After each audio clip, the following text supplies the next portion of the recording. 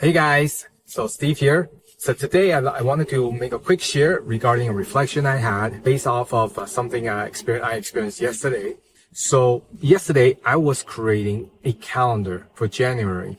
It's a weekly calendar, but I have it for the entire month in one Google Sheet that I've developed, that me and Mia use for planning our business and planning our to-do list and such.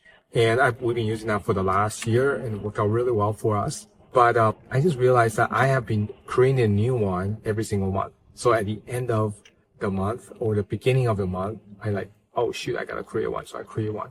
And it takes me, it's not a whole lot of time, but it still takes me like an hour to almost an hour to sometimes if there's other things coming my way. It could take me like 2 hours to create one for 1 month for both me and Mia because, I'm very particular on customizing little things like the dates and all that stuff, the tabs and then moving the to-do things, the unfinished to-do list from the previous month to previous week to this month. I also add the last week of the previous month to this month as well. Also the first week of the next month, okay, under this one as well. So as I've been evolving this calendar planner, the monthly planner takes longer and longer for me to do. So Mia was asking him, so why don't you just ask our team to do one? I'm like, oh, I don't know. But then I realized, you know what? Why shouldn't I? We have our team. We have our virtual assistant team and they absolutely can take care of this. Why am I doing this myself? We have 14 people and I am still doing this. Okay. So then I said, okay, I'm going to stop. I almost finished. I'm going to stop. And then one of our team members was coming on in the afternoon, like in an hour. I'm like, okay, I'm just going to record a 15-minute video and I'm going to send it to her and then have her finish it for me. But instead of doing 1 month, I like her to finish the entire year for me and to create an entire year for me as well. And to create an entire year for like a blank name template so we can give it to anybody in our team. So I recorded this 15-minute video, uploaded it, sent a link to her on Google Chat, and then she jumps on. She signed on about an hour later. She said, okay, great. I watched the video. I'm going to get on it right away. So I was like, perfect. So I went on and, went about the rest of my day. The following day, so today, I turn on my computer and look at the chat and I got a message from my team and they say, hey, it's all done. She also sent me the link to the folder, Google Drive folder where it's done. Click on it. Bam. All of my year, all 12 monthly calendars for this year, plus all 12 calendars for Mia for this year and another 12 for blank template. It's all done. I didn't have to do anything. This would have taken me probably throughout a year, 10 hours to do it, at least 10 to 15 hours to do it, because I do this every month, right? And I literally just recorded a 15-minute video and it saved me, I would say, at least 15 hours this year. So I guess my reflection is that as entrepreneurs, we all start a business as a solopreneur. And as solopreneurs, we have to do everything ourselves. Now that's great at the beginning when we are solopreneurs, we're just getting started. But once our business starts to take off, when we start getting traction, we start getting sales, we're getting $10,000 a month, $20,000 or beyond, we really at that point have to build a new habit of no longer doing everything ourselves, because at those levels, we become the bottleneck.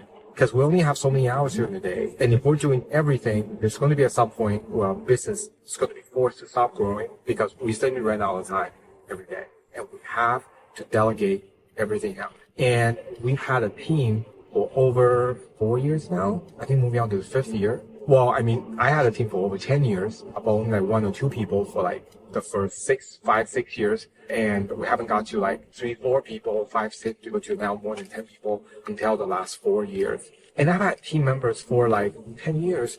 I still haven't 100% got rid of the habit of doing things, delegating things out. We already delegated out 90%. 90% of all the work in the business is already done by our team and they do a phenomenal work. Okay, they're all virtual assistants for Philippines. They are wonderful people. They're like our family. They're dedicated. They're hardworking. They're honest, and they do great work. And they're taking care of 90% of all the work that we do for our clients. And yet, I am still spending time doing things I should have given it now. After 5 years, after 10 years, I still have the bad habit of still doing things by myself. The urge. Okay, so I just wanted to share that with you guys. If you're an entrepreneur, if you're doing more than $10,000 a month, you must hire a team member. And if you're asking me, the most economical way to hire someone is to hire a virtual assistant. Our preference is from Philippines, but you can hire from anywhere. And start learning how to build a habit of delegating. Because I say this from my experience, you cannot learn to delegate until you hire someone. If you don't have anybody yet, you will not learn to delegate. And if you only have one person, you will learn to delegate, but you won't be able to learn as fast as you could how to systemize and scale. Like having people in your company that you manage is so important. It's such a game-changing step. It's such an important milestone to hit because the way you operate, the way your mind thinks, the way your mind plans completely shift 180 degrees from before you have anybody, from when you're a solopreneur to when you have a team of at least one person, and it shifts again when you have 3 people. Because from our experience, 3 people is a magic number. When you have 3 people, you cannot operate when you only have 1 or 2 people. Because at 3 people, you now need to have a more robust management system than when you have just 1 or 2. So yeah, I will absolutely encourage you, if you are a solopreneur and you're doing more than $10,000 a month or more USD, please look into hiring a virtual assistant or hiring someone locally if you can afford it. If not, hire a virtual assistant. You know, it can cost as little as $200 a month if you hire them part-time to $400 to $500 a month full-time to start as a general VA, a general virtual assistant. If you like help, if you like assistance, feel free to click the link below, send us a message. We'll be happy to help you, to jump on a call with you, and then to let you know more details about if we help you hire the virtual assistant, to give you some guidelines and training on how to train them and how to bring them on board. We'd love to do that for you. If not, there's a lot of resources online on how to hire a virtual assistant. Absolutely look into it. And then my suggestion is hire as quickly as possible once you hit the $10,000 mark, because it takes time to learn how to become a leader. It takes time to set up the processes inside your company to manage them well. Okay. And it takes time for us to build that mindset to go from a solopreneur doer to a delegating team leader. It takes time. It takes time. And the earlier you do it, the better it is for you. You're going to thank yourself. Your future self is going to thank yourself now for making that action. And for those of you who already have a team, like me, okay, please, you are not delegating enough yet. Okay, for my opinion, the way it should operate when we have a team, and that is we do absolutely no task. The only thing we do as business owners, as team leaders, okay, as a team leader, we don't do any work. We don't do any task. We only think up the task. We only think up the goal. Okay, I want to have a funnel set up. Who's going to do it? Not me. I'm going to assign it to my team to do it. Now, if I don't have a team member who knows how to do this, then I need to think about how can I get training for my team member so that at least one of my team members how to do a funnel, how to create a funnel for us. Okay. So that will be the task in order to make it happen. But once I have a team member who knows how to do a funnel, great. Hey, we need to do a new funnel. We're going to do a new promotion this month. Great. I'm just going to assign the funnel to the team and then create a short description and goals about what needs to be in the funnel. Have them do it. Okay. So the goal as a team leader, we do absolutely nothing. No task. We just think up the goal of what we need to do. And then we assign it for our team to accomplish. And then after a day or after 2 days or however long that takes for that task to be done, we review their results, give feedback, and then send the feedback back to our team member, have the computer work on it until it's complete. Okay. Either is to tell them to make revisions on it, either to tell them to make changes to it, add them to add another task to it. But all we do is think of something, dream up something to do, assign it to the team, and then once they're finished, they send it back to us. We review it, give comment, send it back, and that's it. We dream up the task, we assign it to them, we review their results and give feedback, then repeat and rinse, repeat and rinse, repeat and rinse. And you will be amazed how much, if you can build this skill, this habit, and every day, let's say you're only able to do 5 to 10 things a day, right? Given the limit of your number of hours in your day, right? But let's say you have 5 people and they all work 8 hours and they all can accomplish 6 things a day. Okay. Let's say on average, that takes an hour each. If you have 5 people and they can accomplish 6 things a day, 6 tasks a day, that would have taken an hour of time each. Then every single day, they will finish 30 tasks.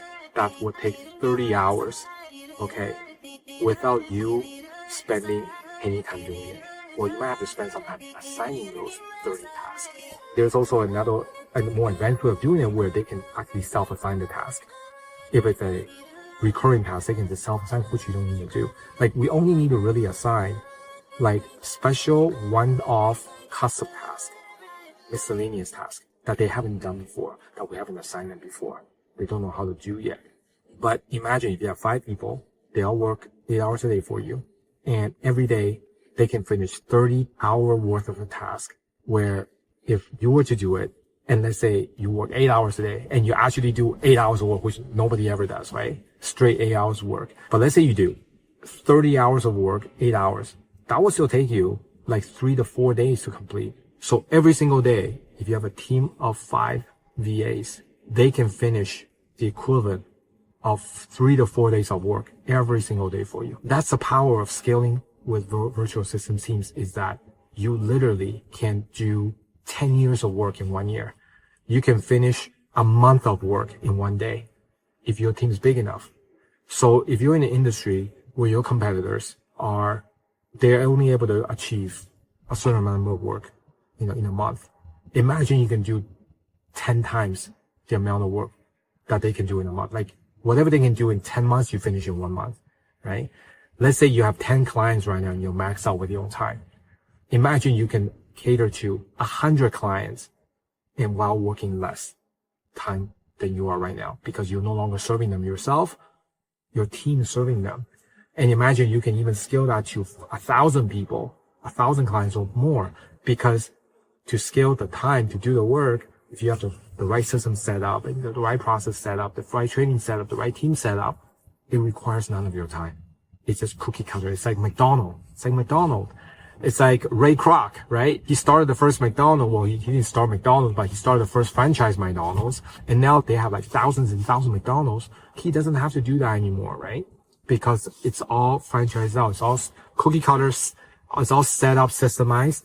Like, we need to McDonaldize our business with the lowest cost, the fastest way, the lowest cost way to do this is through virtual assistant teams.